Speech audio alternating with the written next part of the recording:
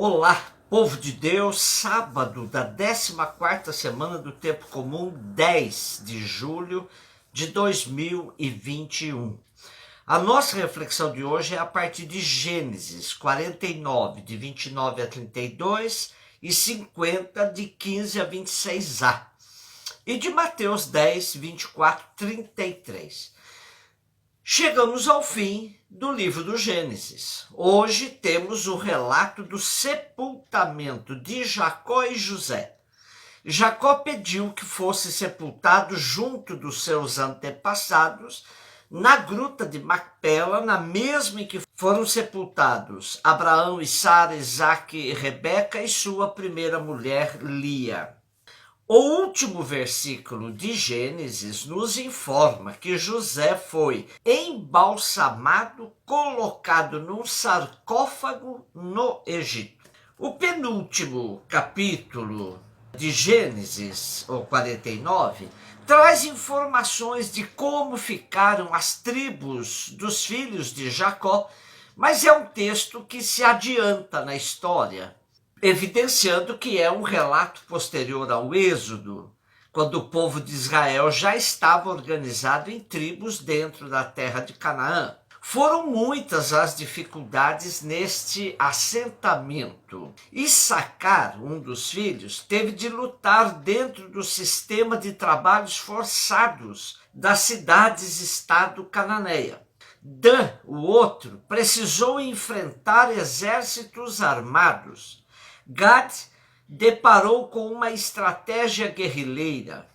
Efraim e Manassés lutaram contra exércitos de elites que usavam arcos. Mas o texto também mostra a sorte de cada tribo, buscando explicações passadas, nem sempre muito claras. Rúben e Simeão desapareceram como tribos. Judá, aos poucos, foi ganhando importância até que se tornou, com Davi, a tribo principal na época em que sul e norte formavam ainda um reino unido. Zabulon foi trabalhar na marinha. Levi não possuiu nenhum território para si. É interessante que a tribo de Levi não tenha recebido sua porção de terra e tenha sido recomendada como hóspede de todas as tribos de seus irmãos. A missão da tribo de Levi, também chamada de tribo sacerdotal, era manter viva a memória da libertação do Egito. Assim, todo autêntico sacerdote de Israel devia funcionar como uma sentinela junto do povo para que esse não voltasse à escravidão. O último capítulo, 50, retoma o ambiente familiar que predominou na história de José, mas sem o mesmo tom dramático. Depois de narrar o funeral de Jacó, retoma o tema teológico que conduziu toda a história de José. Deus age dentro dos acontecimentos e só aqueles que enxergam isso poderão transformar a relação escravo-patrão em relações de fraternidade.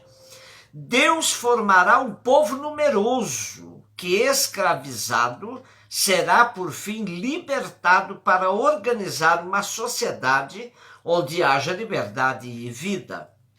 A saga de José faz mostrar a conexão entre a vida do povo de Israel em Canaã e depois no Egito.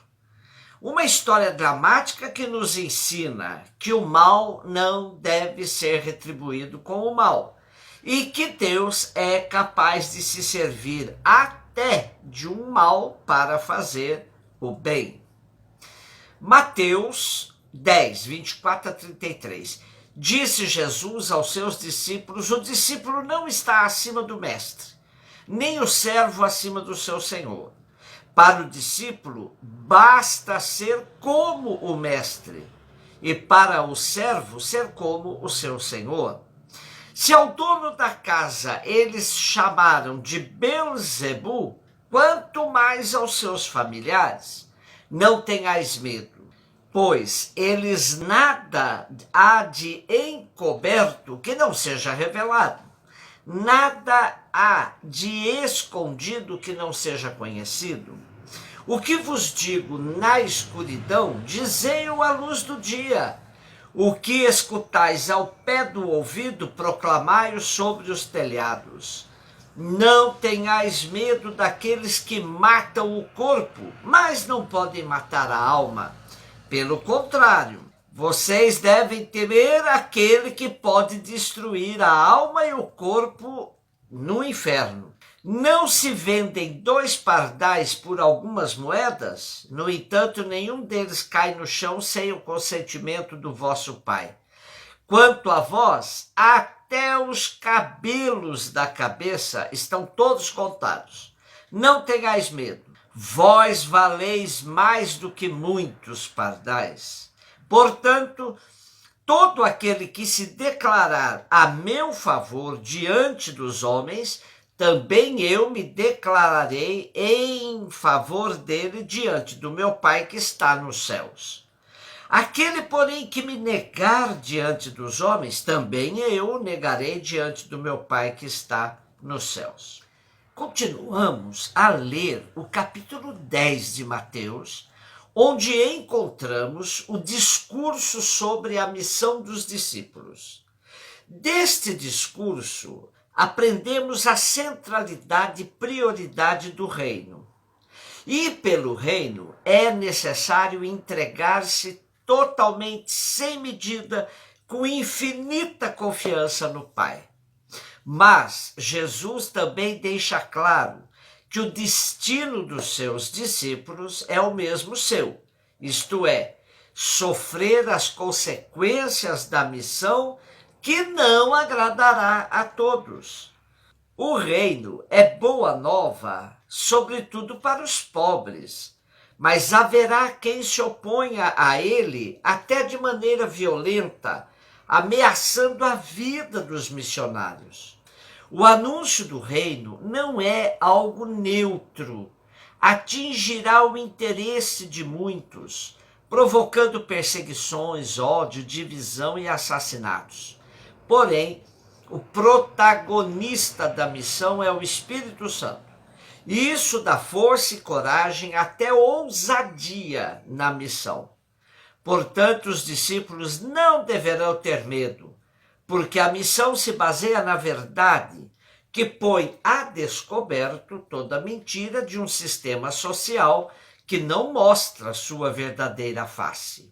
O sistema poderá matar o corpo, mas não conseguirá tirar a vida, pois é Deus quem dá e conserva ou tira a vida para sempre. A segurança dos discípulos está na promessa: quem é fiel a Jesus, terá Jesus a seu favor diante dos homens. O documento de conclusão da Conferência de Aparecida, realizada em 2007, falava do grande desafio que é para a igreja ser fiel à missão, ser fiel ao anúncio do reino. Encontramos nele o seguinte: a igreja é chamada a repensar profundamente e a relançar com fidelidade e audácia sua missão nas novas circunstâncias latino-americanas e mundiais. Ela não pode fechar-se àqueles que trazem confusão, perigos e ameaças, ou àqueles que pretendem cobrir a variedade e complexidade das situações com uma capa de ideologias gastas ou de agressões irresponsáveis. Trata-se de confirmar, renovar e revitalizar a novidade do Evangelho, arraigada em nossa história, a partir de um encontro pessoal e comunitário com Jesus Cristo que desperte discípulos e missionários.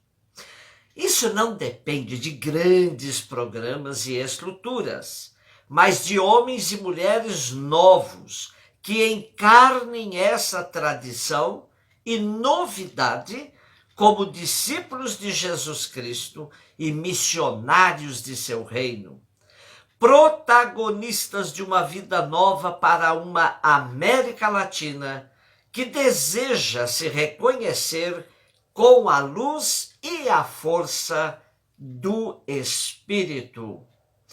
Um beijo no seu coração.